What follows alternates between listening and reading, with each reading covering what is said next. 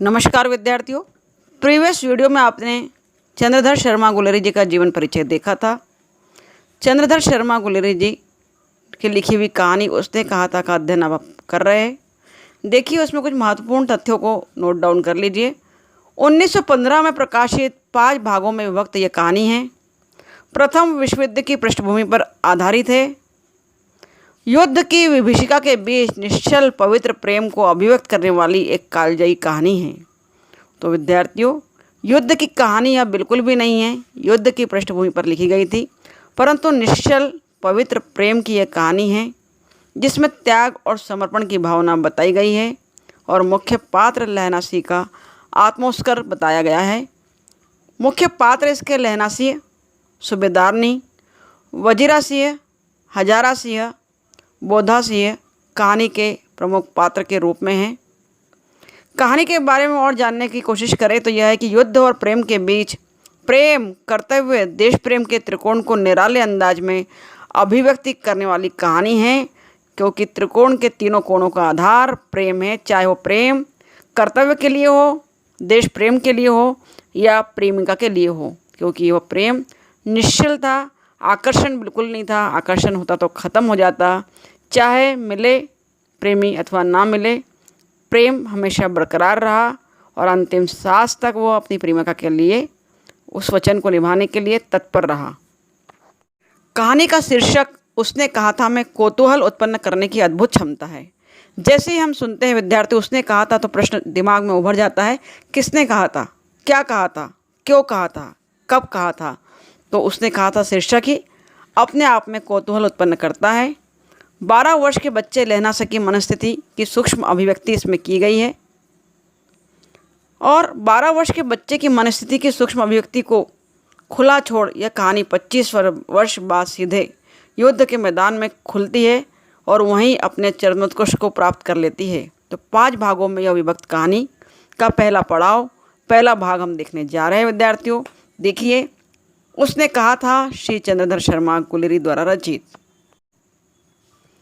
बड़े बड़े शहरों के इक्के गाड़ी वालों की जबान के कोड़ों से जिनकी पीठ छिल गई और कान तक पक गए, उनसे हमारी प्रार्थना है कि अमृतसर के बम्बू काट वालों की बोली का मरहम लगाए।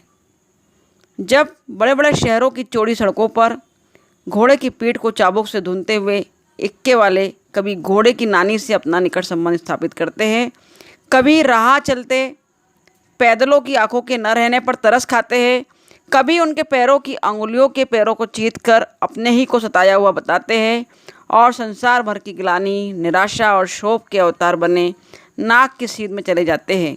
तो विद्यार्थियों, जो दृश्य है उसने कहा था कहानी का अमृतसर की सड़कों का है। घोड़ा गाड़ी वाले जा रहे हैं, अपने बीच में आने वाले या दिक्कत देने पर वो उन्हें हटाने का प्रयास करते हैं।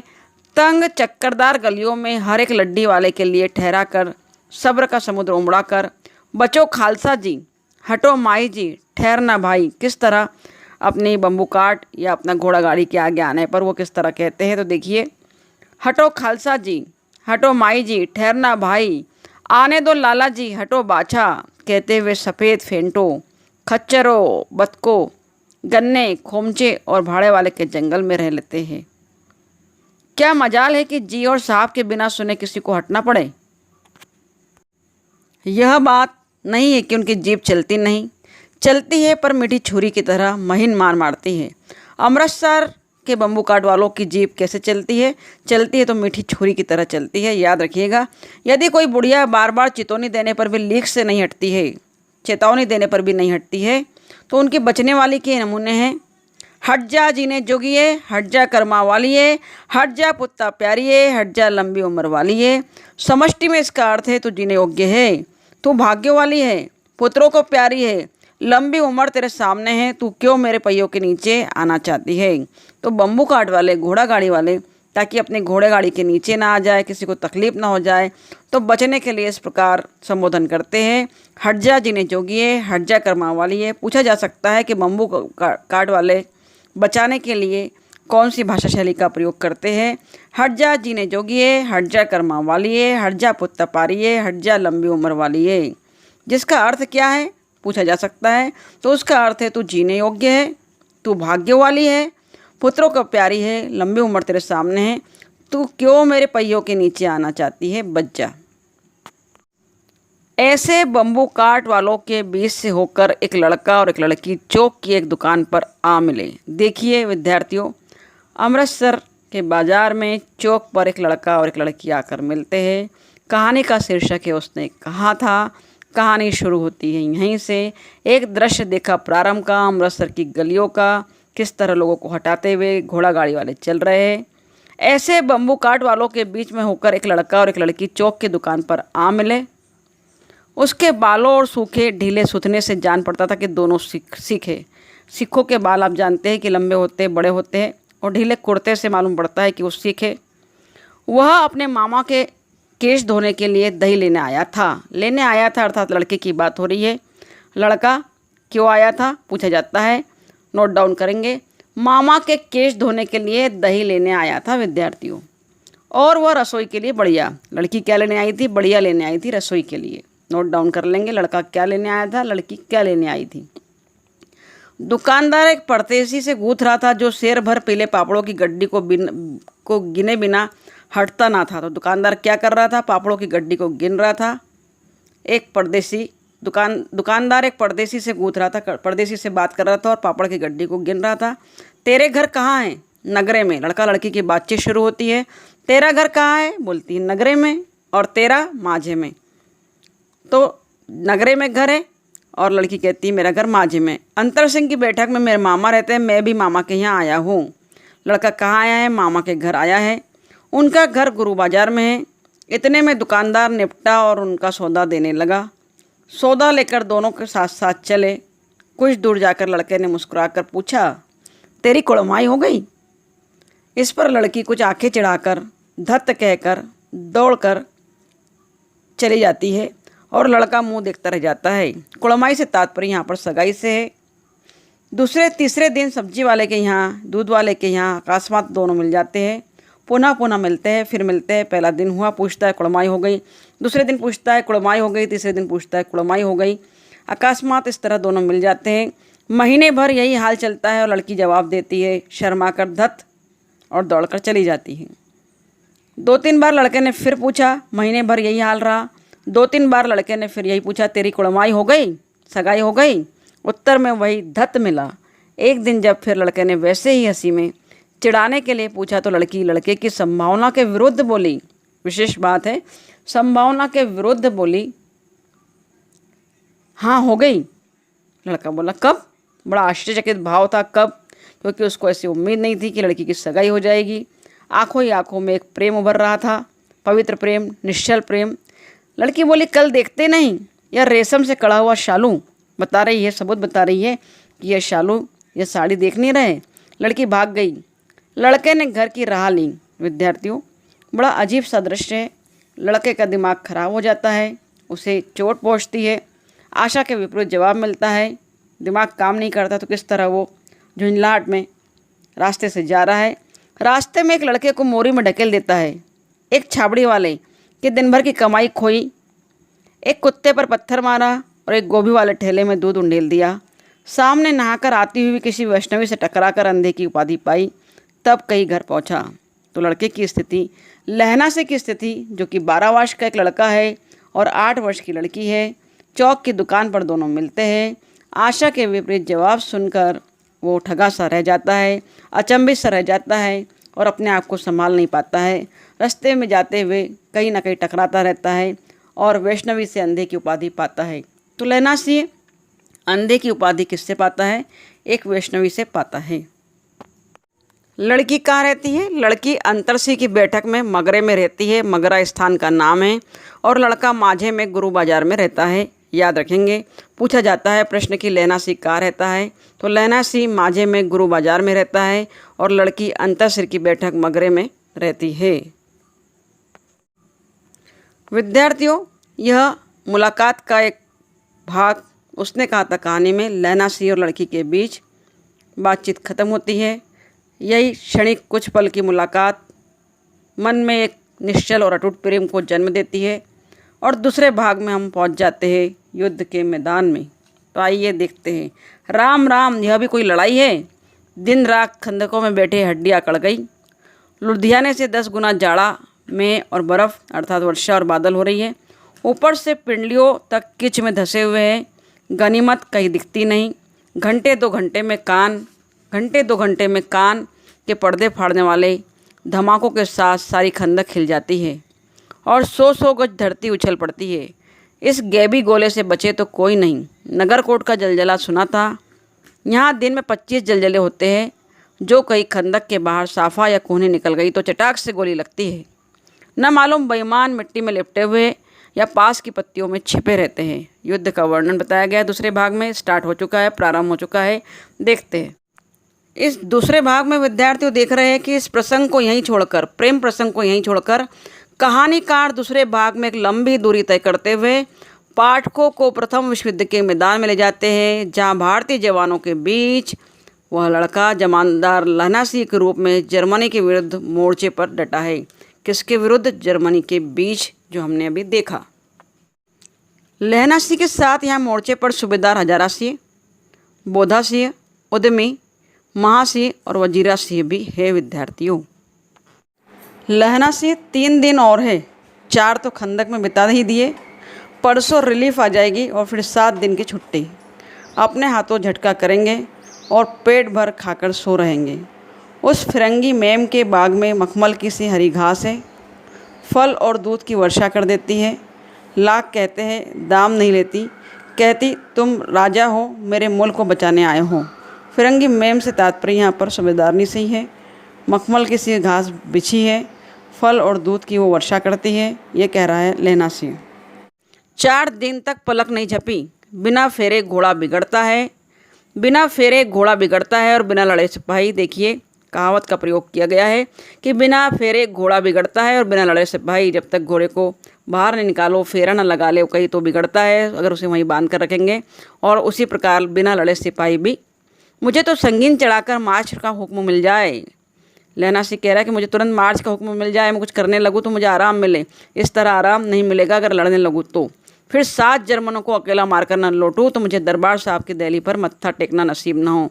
कह रहा है कि अगर मुझे मौका मिल जाए तो 7 जर्मनों को मारकर न लौटूँ मैं, तो दहली पर मत्था न टेकना नसीब न होगा। पाजी कही के कलों के घोड़े संगीन देखते ही मुँह फाड़ देते हैं और पैर पटकने लगते हैं। यूँ अंधेरे में 30-30 मन का गोला फेंकते हैं। उस दिन धावा किया था, 4 मील तक एक जर्मन नहीं छोड़ा था। यह अपने आप में लहना सिंह बता रहा है कि उसने किस तरह गोला फेंका था और 4 मील तक जर्मन सीमा को उसने नहीं छोड़ा था। पीछे जनरल साहब ने हट जाने का कमान दिया। कह रहा है कि पीछे से जनरल साहब ने मुझे ऑर्डर दिया था, कमान दिया था, नहीं तो सीधे बर्लिन ही पहुंच जाते। कहाँ पहुंच जाते? सीधे बर्लिन। क्यों? सूबेदार हजारा सिंह ने मुस्कुरा कर कहा, लड़ाई के मामले जमादार या नायब के चलाए नहीं चलते। कह रहे हैं सूबेदार हजारा सिंह कि लड़ाई के मामले जमींदार या नायब के चलते नहीं चलते। बड़े अफसर दूर की सोचते हैं। 300 मील का सामना है, एक तरफ बढ़ गए तो क्या होगा। कितने मील का सामना था? 300 मील का। सूबेदार जी सच है, लहना सिंह बोला, पर करे क्या, हड्डियों में जो जाड़ा धंस गया है। सूबेदार जी ने लहना सिंह से कहा। लहना सिंह बोला सूबेदार से, पर क्या करे, हड्डियों में तो जाड़ा धंस गया है। सूर्य निकलता नहीं है और खाई में दोनों तरफ से चंबे की बावलियों के से सोते झर रहे हैं। एक धावा हो जाए तो गर्मी आ जाए। कह रहा है बहुत ठंडक हो गई है, एक धावा हो जाए तो आग की थोड़ी सी गर्मी हो जाए। उद्यमी उठ, सिगड़ी में कोयले डाल। वजीरा तुम 4 जने बाल्टियाँ लेकर खाई का पानी बाहर फेंको। लहना सी शाम हो गई है, खाई के दरवाजे का पहरा बदल दे। यह कहते हुए सूबेदार सारी खंदक में चक्कर लगाने लगे।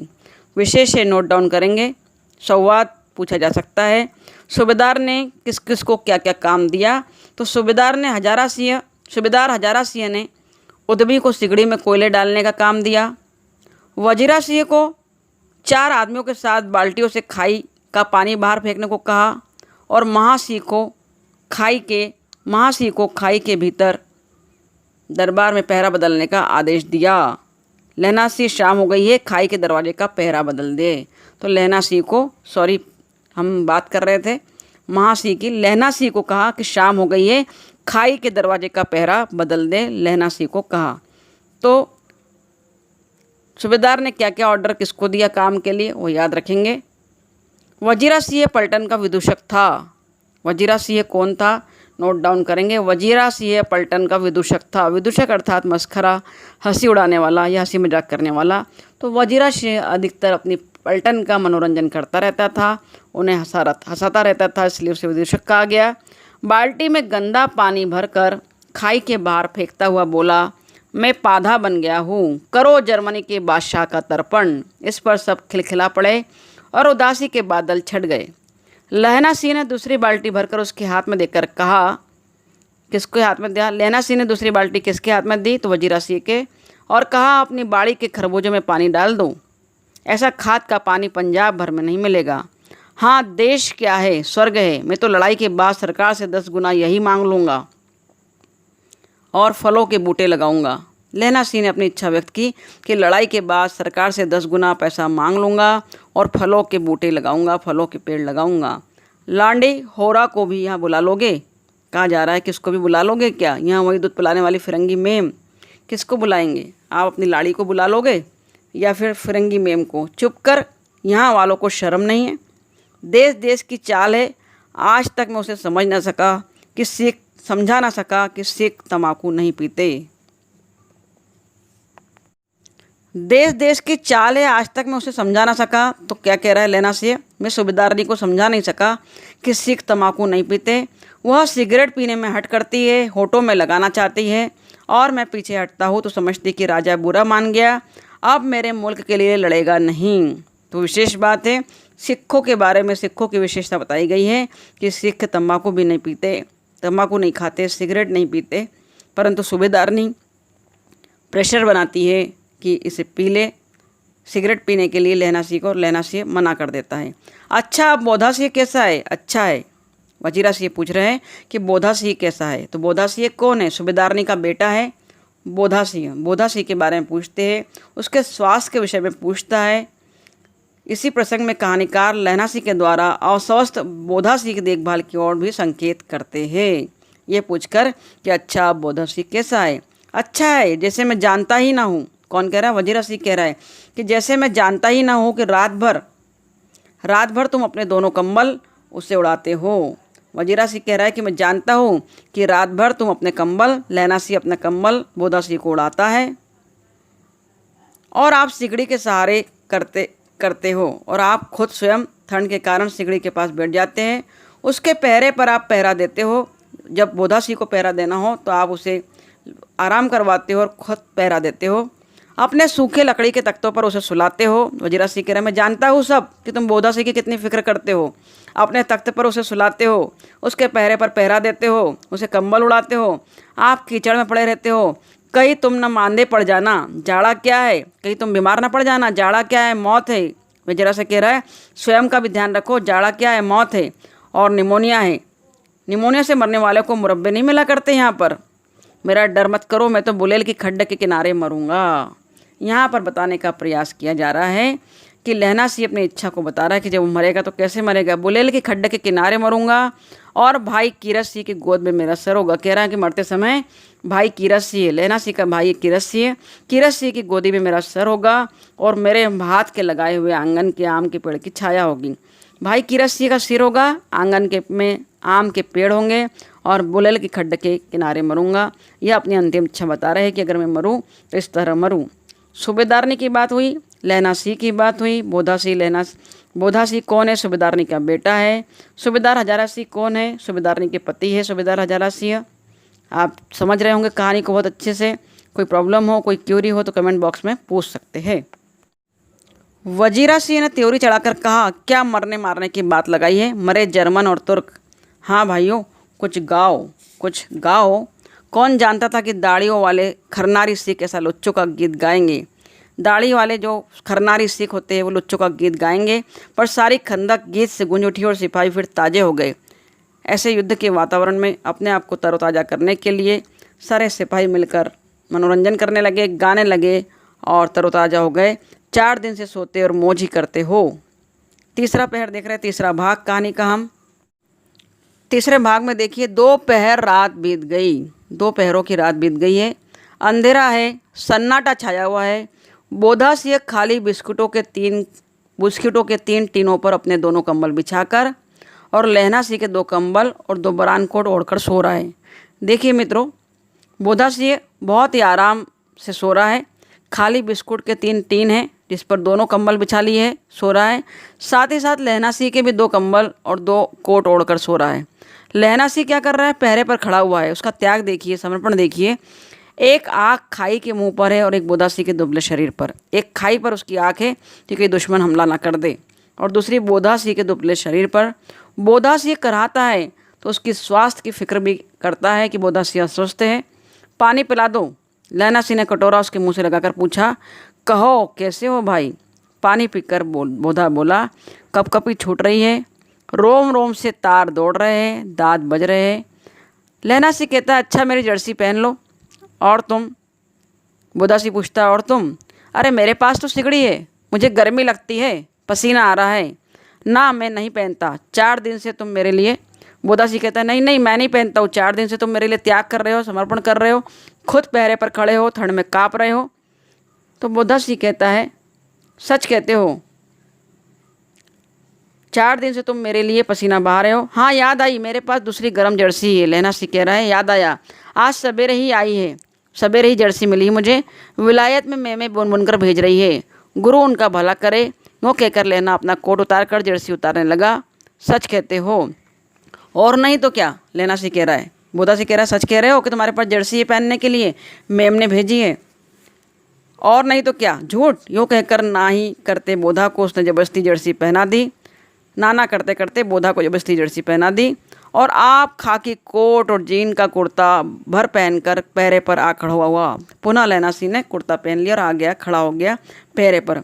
मैम की जर्सी की कथा केवल कथा थी। सिर्फ बोधा सिंह की रक्षा के लिए, बोधा सिंह के स्वास्थ्य का ध्यान रखने के लिए लहना सिंह झूठ बोल गया। मैम वाली कहानी, जर्सी की कहानी झूठी थी। उसके पास कोई जर्सी नहीं थी। कब कपाती ठंड में, जाड़े में वो पहरा दे रहा था और युद्ध के बीच अपने कर्तव्य को निभा रहा था, परंतु बोधा सिंह की बराबर रक्षा कर रहा था। आधा घंटा बीता, इतने में खाई के मुंह से आवाज़ आई, सूबेदार हजारा सिंह। कौन? लप्टन साहब। हुकुम हुजूर। कहकर सूबेदार तनकर फौजी सलाम करके सामने हुआ। कहकर सूबेदार तनकर फौजी ने सलाम किया। देखो, इसी दम दावा करना होगा। मील भर की दूरी पर पूरब के कोने में एक जर्मन खाई है। कहाँ पर है जर्मन खाई? मील भर की दूरी पर पूरब के कोने में। नोट डाउन कर लीजिएगा, जर्मन खाई कहाँ है? मील भर की दूरी पर पूरब के कोने में जर्मन खाई है। उसमें 50 से ज़्यादा जर्मन नहीं हैं, 50 से ज़्यादा जर्मन नहीं हैं। इन पेड़ों के नीचे नीचे 2 खेत काट कर रास्ता है, 3-4 घुमाव है, जहाँ मोड़ है। यहाँ 15 जवान खड़े करके आया हूँ। तुम यहाँ 10-20 आदमी छोड़कर सबको साथ ले लो। कौन कह रहा है? सूबेदार लप्टन साहब कह रहे हैं सूबेदार से कि भाई वहाँ ज़्यादा जर्मन नहीं है, 50 से ज़्यादा, 3-4 घुमाव है, स्थिति बता रहे हैं। तुम यहाँ 10 आदमी छोड़कर सबको साथ ले जाओ। कितने आदमी? 10 आदमी छोड़कर उनसे मिलो। खंदक छीनकर वहीं जब तक दूसरा हुक्म न मिले डटे रहो, हम यहाँ रहेंगे। हजारा सिंह बोलता है, जो हुक्म लप्टन साहब से। चुपचाप सब तैयार हो गए।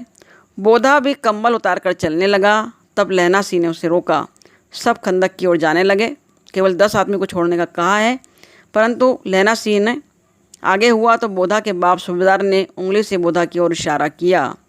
लहना सिंह ने बोधा सिंह को रोक दिया। बोधा सिंह के बाप ने भी उसे उंगली से इशारा किया, अर्थात हजारा सिंह ने। लहना सिंह समझकर चुप हो गया। पीछे 10 आदमी कौन रहे, इस पर बड़ी हुज्जत हुई। कोई रहना न चाहता था। समझा बुझाकर सूबेदार ने मार्च किया। लप्टन साहब लहना के सिगड़ी के पास मुंह फेर कर खड़े हो गए और जेब से सिगरेट निकालकर सुलगाने लगे। 10 मिनट बाद उन्होंने लहना की ओर हाथ उठाकर कहा, लो तुम भी पियो। किसने कहा? लप्टन साहब ने। आँख मारते मारते लहना सिंह सब समझ गया। मुंह का भाव छिपाकर बोला, लाओ साहब। लहना सिंह यहाँ पर समझ गया। आँख मारते मारते क्या समझ गया? हाथ आगे करते ही सिगड़ी के उजाले में साहब का मुंह देखा, बाल देखे, तब उसका माथा ठनका। लप्टन साहब के पट्टियों वाले बाल एक दिन में कहाँ उड़ गए? उनकी जगह कैदियों के से कटे हुए बाल कहाँ से आ गए? क्योंकि असली लप्टन साहब को जानता था, उनका होलिया जानता था, उनके बाल जानता था, उनके बोलने का अंदाज जानता था। तो लहना सिंह समझ गया कि जो लप्टन साहब है नकली लप्टन साहब है, कोई भेष बदल कर हमारे बीच आ गया है दुश्मन। शायद साहब पिए हुए उन्हें बाल कटवाने का मौका मिल गया है। लहना सिंह ने जचवाना चाहा। लप्टन साहब 5 वर्षों से उसकी रेजिमेंट में थे। कितने वर्षों से थे? 5 वर्षों से रेजिमेंट में थे लप्टन साहब। तो 5 वर्षों से लप्टन साहब को जानता था, इसलिए उसे शक हुआ, क्यों साहब हम लोग हिंदुस्तान कब जाएंगे? उसने और खंगालना चाहा, समझना चाहा कि उसे शक हुआ है तो वाकई में यह लप्टन साहब ही है। 5 वर्ष जिनके साथ रहा वही उनके रेजिमेंट के, अथवा कोई भेष बदल कर उनके बीच आ गया है। नहीं साहब, शिकार के मज़े यहाँ कहाँ। याद है परसाल नकली लड़ाई के पीछे हम आपके जगाधारी ज़िले में शिकार करने गए थे। पुराने किस्से को स्मृति में ला रहा है, याद दिला रहा है, ताकि उनके जवाब से, लप्टन साहब के जवाब से पुरानी बात को समझ पाए और पहचान पाए कि ये कौन दुश्मन हमारे बीच आ गया है। लप्टन साहब कह रहे हैं, हाँ हाँ, वहीं जब आप खोते पर सवार थे और आपका खानसामा अब्दुल्ला रास्ते के एक मंदिर में जल चढ़ाने को रह गया था। बेशक पाजी कही का। सामने तो वह नीलगाय निकली कि ऐसी बड़ी मैंने कभी न देखी थी, और आपका एक गोली कंधे में लगी और पुट्ठे में से निकली। ऐसे अफसर के साथ शिकार खेलने में मज़ा है। क्यों साहब, शिमले से तैयार होकर उस नीलगाय का सिर आ गया था? पुनः लहना सिंह खंगाल रहा है, समझ रहा है, जांच रहा है। आपने कहा था कि रेजिमेंट में की मेस में लगाएंगे, सिर आ गया नीलगाय का। हाँ, पर मैंने वो विलायत भेज दिया। ऐसे बड़े बड़े सिंह 2-2 फुट के तो होंगे ना? लहना सिंह पुनः पूछ रहा है। हाँ लहना सिंह, 2 फुट 4 इंच के थे। तुमने सिगरेट नहीं पिया? तुमने सिगरेट नहीं पिया? पुनः लप्टन साहब पूछ रहे क्वेश्चन। पीता हूँ साहब, दिया सलाई ले आता हूँ, कहकर लहना सिंह खंदक में घुसा। अब उसे संदेह नहीं रहा था। उसने झटपट निश्चय कर लिया कि क्या करना चाहिए था, अर्थात अपने सवालों से खंगाल लिया था, जांच लिया था, समझ लिया था कि उसकी सेना में, उसकी टुकड़ी में लप्टन साहब की जगह कोई दुश्मन भेष बदल कर जर्मन सैनिक आ चुका है जो लप्टन साहब का रूप धारण किए हुए है। क्योंकि वो सवालों से समझ लिया था उसने कि लप्टन साहब नहीं है, कोई और है। अंधेरे में किसी सोने वाले से वो टकराया। कौन? वजीरा सिंह। लहना से टकराया? किससे? वजीरा सिंह से। हाँ, क्यों लेना, क्या कयामत आ गई? जरा तो आग लगने दी होती। लहना सिंह वजीरा सिंह से कह रहा है, हाँ होश में आओ, कयामत आई है और लप्टन साहब की वर्दी पहन कर आई है। ये वाक्य किसने किससे कहा? होश में आओ, कयामत आई है और लप्टन साहब की वर्दी पहन कर आई है। तो ये कहा लहना सिंह ने हजारा सिंह से। वजीरा सिंह से कहा, वजीरा सिंह से कहा लप्टन साहब या तो मारे गए हैं या कैद हो गए, क्योंकि उसने जान लिया कि लप्टन साहब या तो कैद हो गए हैं या मारे गए हैं। उनकी वर्दी पहनकर यहाँ कोई जर्मन सैनिक घुस आया है। सूबेदार ने उसका मुंह नहीं देखा। मैंने देखा है, कह रहे कि सूबेदार हजारा सिंह ने मुंह नहीं देखा। लहना सिंह कह रहा है, मैंने देखा है, क्योंकि लहना सिंह ने साफ साफ देखा है सिगड़ी के उजाले में। सोहरा साहब उर्दू बोलता है, पर किताबी उर्दू, और मुझे पीने को सिगरेट दिया। नकली लप्टन साहब क्या बोलते हैं? तो सोहरा साहब उर्दू बोलते हैं। तो अब मारे गए, धोखा है। सूबेदार कीचड़ में चक्कर काटते फिरेंगे और यहाँ खाई पर धावा होगा, उधर उन पर खुले में धावा होगा।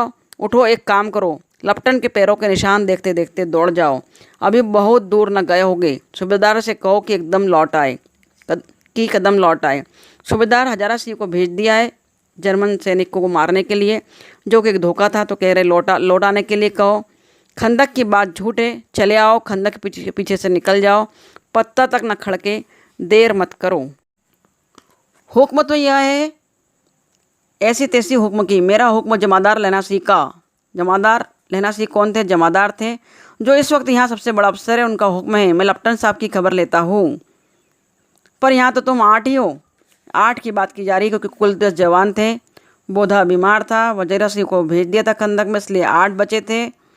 उसका हुक्म है, लप्टन साहब की खबर लेता हूँ। यहाँ तो तुम 8 हो। 8 नहीं, 10 लाख है। 8 ही 10 लाख के बराबर कह रहा है। एक अकालिया सिख 1.25 लाख के बराबर होता है, चले आओ। अकालिया सिख से तात्पर्य यहाँ पर नानक संप्रदाय के साधु, जो सिर पर लोहे के चक्र सहित काली पगड़ी धारण करते हैं, उन्हें अकालिया सिख कहते हैं। दोस्तों, लौटकर खाई के मुहाने पर लहना सिंह दीवार से चिपट जाता है। उसने देखा कि लप्टन साहब ने जेब से बेल के बराबर 3 गोले निकाले। देख रहा है कि नकली लप्टन साहब ने क्या करा। बेल के बराबर 3 गोले निकाले, तीनों को जगह जगह पर खंदक के दीवारों में घुसेड़ दिया और तीनों में एक तार सा बांध दिया। लप्टन साहब ने क्या करा, 3 गोले को खंदक के दीवारों में घुसेड़ दिया। तार के आगे सूत की गुत्थी थी, जिसे सिगड़ी के पास रखा। बाहर की तरफ एक दिया सलाई गुत्थी पर रखी। ताकि खंदक उड़ जाए, एकदम से उड़ा दें वो। ये तैयारी में लप्टन साहब थे। बिजली की तरह दोनों हाथों से उल्टी बंदूक को उठाकर साहब की कोनी पर तान कर दे मारा। धमाके के साथ साहब के हाथ से दिया सलाई गिर पड़ी। लहना सिंह ने कुंदा साहब की गर्दन पर मारा। लहना सिंह जानता था कि वो खंदक को उड़ाने की तैयारी में है, भारतीय सैनिकों को मारने की तैयारी में है, तो उसने कुंदा साहब की गर्दन पर मारा और साहब आहा माय गॉड कहते हुए चित हो गए। लहना सिंह ने तीनों गोले बीनकर खंदक के बाहर फेंक दिए। उसके मंसूबे को कामयाब नहीं होने दिया और साहब को घसीटकर सिगड़ी के पास लिटाया। जेबों की तलाशी ली, 3-4 लिफाफे और डायरी निकालकर उनकी जेब के हवाले किया, अपनी जेब के हवाले किया। साहब की मूर्छा हटी। लहना सिंह हंसकर बोला, क्यों लप्टन साहब, मिजाज कैसा है? आज मैंने बहुत सी बातें सीखी। यह सीखा कि सिख सिगरेट पीते हैं, यह सीखा कि जगादारी के ज़िले में नील गाय होती है और उनके 2 फुट 4 इंच के सिंग होते हैं, यह सीखा कि मुसलमान खानसामा मूर्तियों पर जल चढ़ाते हैं और लप्टन साहब खोते पर चढ़ते हैं। पर यह तो कहो, ऐसी साफ उर्दू कहाँ से सीख के आए? हमारे लप्टन साहब को तो बिना डैम के 5 लफ्ज भी नहीं बोला करते थे। तो लहना सिंह मजाक उड़ा रहा है। किसका? लप्टन साहब का, नकली लप्टन साहब का, जो कि भेष बदल कर आए थे कि कौन नील गाय कहाँ होती है ज़िले में, किस तरह सिख सिगरेट पीते हैं। लहना ने पतलून की जेबों की तलाशी नहीं ली थी। साहब ने मानो जाड़े से बचने के लिए दोनों हाथ जेब में डाले। लहना सिंह कहता गया, चालाक तो बड़े हो, पर माझे का लेना इतने बरस लप्टन साहब के साथ रहा, उसे चकमा देने के लिए 4 आंखें चाहिए। 3 महीने हुए, एक तुर्की मौलवी मेरे गांव आया था। औरतों को बच्चे होने की ताबीज बांटता रहा और बच्चों की दवाई देता था। चौधरी के बड़ के नीचे मंजा बिछाकर पीता रहता था और कहता था कि जर्मनी वाले बड़े पंडित थे, वेद पढ़ पढ़कर उसमें से विमान चलाने की विद्या जान गए। जर्मनी वाले क्या है? वेद पढ़ पढ़कर विमान चलाने की विद्या जान गए। गौ को नहीं मारते, हिंदुस्तान में आ जाएंगे तो गौ हत्या बंद कर देंगे। मंडी के बनियों को बहकाता था, डाक खाने से रुपए निकाल लो, सरकार का राज्य जाने वाला है। डाक बाबू पोलूराम भी डर गया। डाक बाबू कौन था? पोलूराम। मैंने मुल्ला जी की दाढ़ी मूंद दी और गांव से बाहर निकलकर कहा था कि जो मेरे गांव में अब पैर रखा तो। लहना सिंह बता रहा है कि जब भी कोई मेरे आड़े आने का प्रयास करता है, किस तरह तुर्की का एक मौलवी मेरे गांव में आया था, उसे किस तरह मैंने बाहर निकाल दिया। साहब के जेब में से पिस्तौल निकाल कर चलाता है और लहना की जांग में गोली लगती है। इधर लेना की हैरानी हेनरी मार्टिनी के 2 फायरों ने साहब की कपाल क्रिया कर दी। धमाका सुनकर सब दौड़ गए। बोधा चिल्लाया, क्या है? लहना सिंह ने उसे यह कहकर सुला दिया कि एक हड़का हुआ है, कुत्ता आया था। बोधा चिल्लाया तो लहना सिंह ने क्या कहा? एक हड़का हुआ है, कुत्ता आया था, मार दिया। औरों से सब हाल कह दिया। बंदूकें लेकर सब तैयार हो गए। लहना सिंह ने साफा फाड़कर घाव के दोनों तरफ पट्टियाँ कस ली। घाव मांस में ही था, पट्टियों के कसने से लहू निकलना बंद हो गया। लहना सिंह की घायल स्थिति बताई जा रही है, किस तरह लहना सिंह घायल होता है। पसली में गोली लगती है, घाव को खंदक की गीली मिट्टी से कसकर वो साफा बांधकर लेट जाता है, बैठ जाता है। इतने में 70 जर्मन चिल्लाकर खाई में घुस पड़े। कितने जर्मन खाई में घुसे चिल्लाकर? 70। सिखों की बंदूकों ने बाढ़ ने पहले धावे को रोका। सिखों ने बंदूकें चलाई और धावे को रोका, दूसरे को रोका, पर यहाँ थे 8, केवल 8 ही सदस्य बचे थे। लहना सिंह ताक कर मार रहा था, खड़ा था और लेटे हुए थे, और वे 70 अपने मुर्दा भाइयों के शरीर पर चढ़कर जर्मन आगे घुसे जाते थे। थोड़े से मिनटों में वे अचानक आवाज़ आई, वाह गुरुजी दी फतह, वाह गुरु दा खालसा, और धड़ाधड़ बंदूकों के फायर जर्मनों के पेट पर पड़ने लगे। 8 सैनिक भी किसी से कम नहीं थे, क्योंकि जो हमने बात की है कि 8 ही 10 लाख के बराबर थे। 8 नहीं थे तो 10 लाख के बराबर जर्मन सैनिक को मारने का प्रयास कर रहे थे। एन मौके पर जर्मन 2 चक्कों के पाटों के बीच में आ गए। पीछे से सूबेदार हजारा सिंह के जवान आग बरसाते थे और सामने लहना सिंह के साथियों के संगीन चल रहे थे। हजारा सिंह की टीम और लहना सिंह की टीम दोनों ही जुटी हुई थी। पास आने पर पीछे वालों ने भी संगीन पिरोना शुरू कर दिया। एक किलकारी और अकाली सिक्खा दा फौज आई, वाह गुरु जी दी फतह, वाह गुरु दा खालसा, सत्य श्री अकाल पुरुष, और लड़ाई खत्म हो गई। 63 जर्मन या तो खेत रहे थे या करा रहे थे। सिखों में 15 के प्राण गए थे। सिखों में कितनों के प्राण गए थे? 15 के प्राण गए थे। नोट डाउन करेंगे। 63 जर्मन खेत रहे थे या करा रहे थे। कितने जर्मन करा रहे थे? 63। सूबेदार के कंधे में से गोली आर पार निकल गई। लहना सिंह की पसली में गोली लगी थी। उसने घाव को खंदक की गीली मिट्टी से भर लिया था और बाकी का साफा कसकर कमरबंद की तरह लपेट लिया। किसी को खबर न हुई कि लैला सिंह को दूसरा घाव भारी लगा है। पहला घाव हमने देखा, दूसरा घाव लगा है, ये बहुत भारी लगा है, परंतु लैला सिंह जाहिर नहीं करना चाहते। लड़ाई के समय चांद निकल आया था, ऐसा चांद जिसके प्रकाश से संस्कृत कवियों का दिया हुआ छई नामक सार्थक होता है।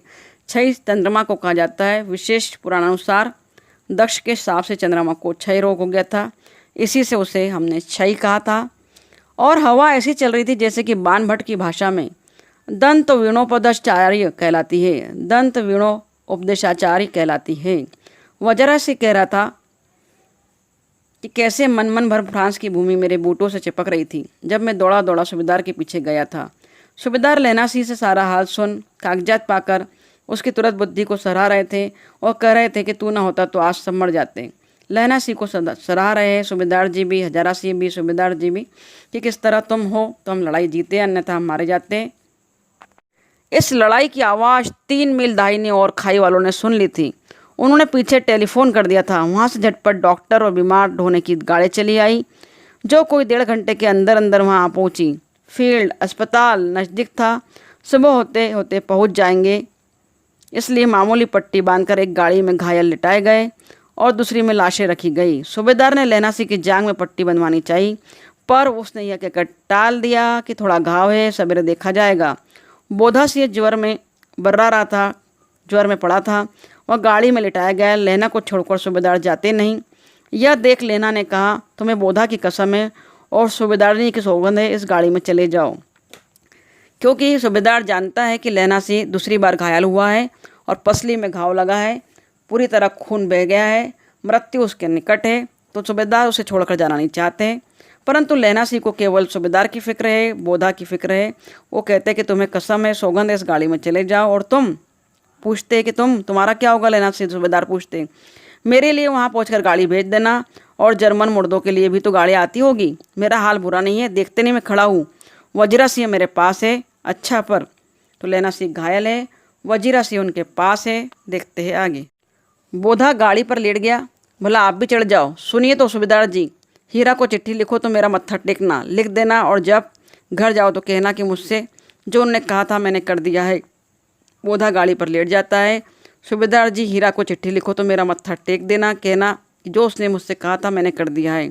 विशेष बात है, जो उसने मुझसे कहा था मैंने कर दिया है, कह रहा है लैला सिंह। तो क्या कर दिया है? सूबेदार जी ने कहा था, सूबेदारनी ने कहा था कि तुम मेरे पति और मेरे बेटे की रक्षा करना, वही बात की जा रही है।